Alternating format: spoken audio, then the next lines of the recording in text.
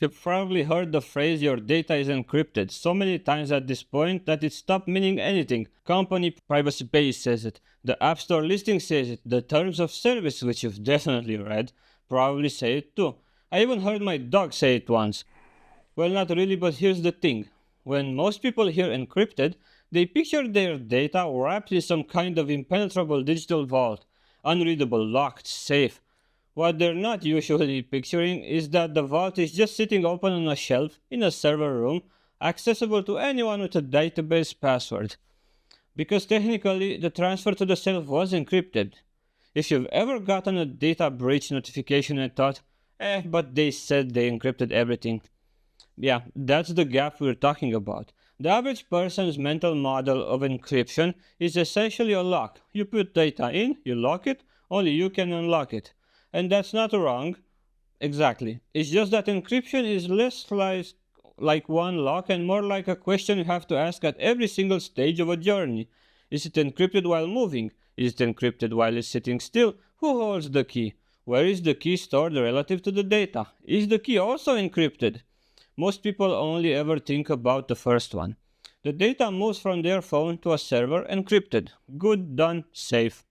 But the data doesn't just move, it also sits, for years sometimes. And what happens to the data when it's just sitting there, inside the database, at rest? That's a completely separate question with a completely separate answer that the company decided on their end with essentially zero obligation to tell you about.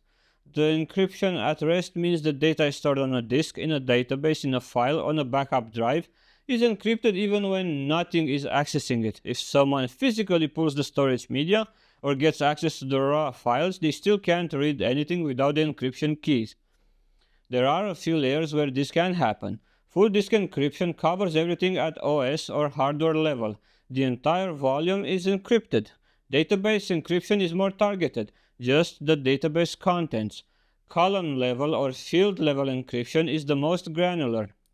Specific fields like passwords or credit card numbers are encrypted individually. Now here's where it gets interesting. All of these options exist. They have for years. They are well supported and very well documented, and are not particularly expensive to implement. And yet, historically, a very large number of companies either didn't, or did it partially, or did it and stored the keys right to the data. That last one, let's sit with that for a second. Encrypting your database and storing the encryption key in the same database is the digital equivalent to locking your front door and leaving the key in the lock on the outside.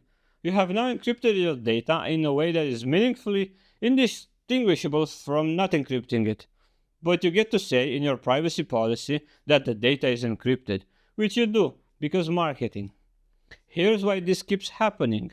Encryption at rest adds complexity. It adds latency in some configurations.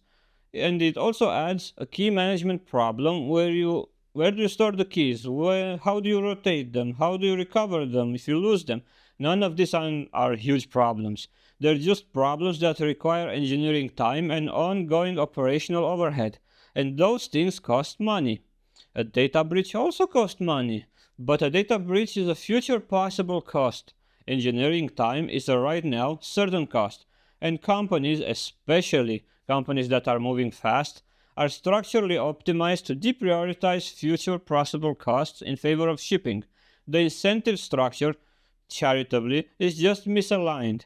Less charitably, the risk is borne by users and the cost savings are being captured by the company as long as breach liability remains relatively low compared to engineering investment. The math keeps working out the same way. Regulations like GDPR and various breach notification laws have moved the needle a little. Cloud provider like AWS, Google Cloud, now make encryption at rest a default option, often just a checkbox, which has done more for actual adoption than any compliance framework. But it's a checkbox now, and everyone ticks the checkbox are still two different statements.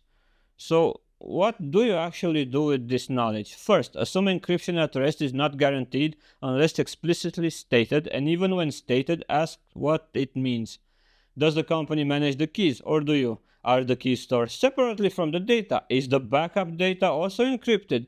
These are reasonable questions. Most companies won't love getting them, but they are reasonable. Second thing, for the things you control, your own servers, your own backups. This is something you can actually implement. If you're running a Linux server, Lux gives you a full disk encryption at the block level. If you're self-hosting a database, most major options support transparent data encryption or at least field level encryption for sensitive columns. If you have a VPS and you're storing anything personal, your own data, user data, encrypting the volume before you put anything on it is a one-time setup with a very clear threat model: physical server compromise or hardware theft.